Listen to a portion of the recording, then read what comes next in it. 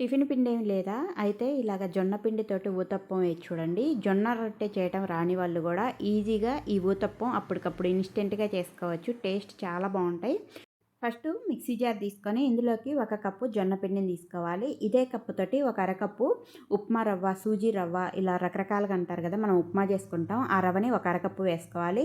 ఇదే కప్పుతోటి ఒక అరకప్పు పుల్లటి పెరుగు ఉంటే వేసుకోండి. టేస్ట్ ఇంకా బావుండిద్ది. అలాగే ఒక అరకప్పు నీళ్లు కూడా పోసుకొని బాగా మెత్తగా మిక్సీ పట్టేసి ఒక బౌల్‌లో తీసుకొని తగినన్ని వాటర్ పోసి దోసలు పోసుకోవడానికి ఇలా అనువుగా కలుపుకొని పెట్టుకోవాలి. ఇప్పుడు ఇందులోకి పావు టీ స్పూన్ కన్నా కూడా కొంచెం తక్కువగా వంట సోడా, రుచికి సరిపోను ఉప్పు కూడా వేసుకొని పిండిలో కలిసేలాగా కలిపేసి పైన మూత పెట్టేసి ఒక 10 నిమిషాల పాటు పిండిని నానబెట్టుకోవాలి.